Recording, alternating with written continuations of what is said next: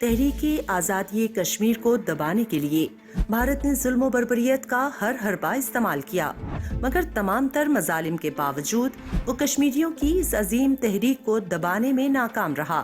اب بھارت یہاں پر آبادی کا تناسب تبدیل کرنے کے در پہ ہے تاکہ مسلم اکثریت کو اقلیت میں تبدیل کیا جا سکے۔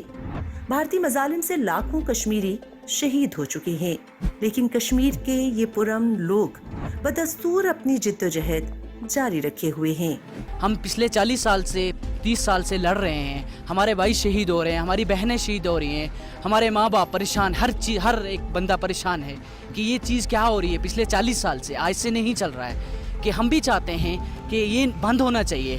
اس بات میں کوئی شک نہیں کہ بھارتی سرکار عالمی دہشت گرد نریندر مودی کی قیادت میں مقبوضہ کشمیر میں مظلوم اور نہتے کشمیری عوام کو مسلسل ریاستی دہشت گردی کا نشانہ بنا رہی ہے، اور اس کے لیے بھارت کی انسانیت دشمن سرکار نے ایسا بھیانک طریقہ اختیار کر رکھا ہے کہ لاکھوں کشمیریوں کو مقبوضہ وادی میں کرفیو نافذ کر کے قید تنہائی کا شکار کر دیا ہے۔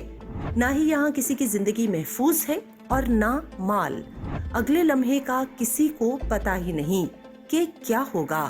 آبادی کا تناسب تبدیل کرنے کے لیے بھارت نے مقبوضہ جموں کشمیر کے لیے زمینوں سے متعلق قانون میں ترامیم متعارف کروا دی ہیں، جس کے تحت بھارت کی کسی بھی ریاست کا شہری مقبوضہ علاقے میں اراضی حاصل کر پائے گا۔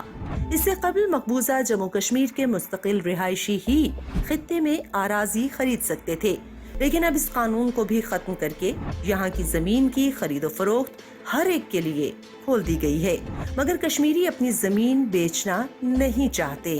گورنمنٹ کی طرف سے زمین خریدنے کی، یہ کرنے کی، لیکن کشمیر میں تو کوئی بیچنے کے لیے تیار ہے نہیں۔ وہ تو کوئی ہو ہی نہیں سکتا کہ جو کشمیر میں کوئی بیچے گا اپنی زمین، اپنی پراپرٹی بیچے گا، کیونکہ ہر کوئی کشمیری اس سے واقف ہے۔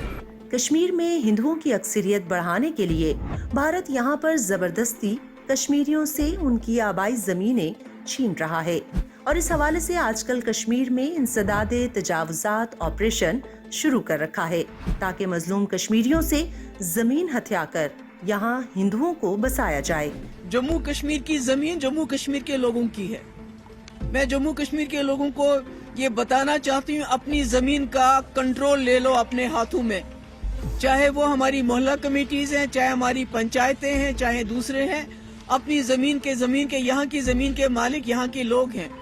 اسٹیٹ ہوتا ہے، we are a stateless people, ہماری اس وقت کوئی ریاست بھی نہیں ہے، کچھ بھی نہیں ہے، تو ایسے میں ہمارے مالک ہمارے لوگ ہیں، اور ان کو اپنی زمین کا جو کسٹڈی ہے اپنے ہاتھ میں لینی چاہیے۔ اس طرح سے وہ ہمیں انکروچر کا نام دے، کہ ناجائز قبضے کرنے والوں کا نام دے۔ پہلے تو اینٹی نیشنل بلاتے تھے، اب ناجائز قبضہ ور کر کے بلاتے ہیں۔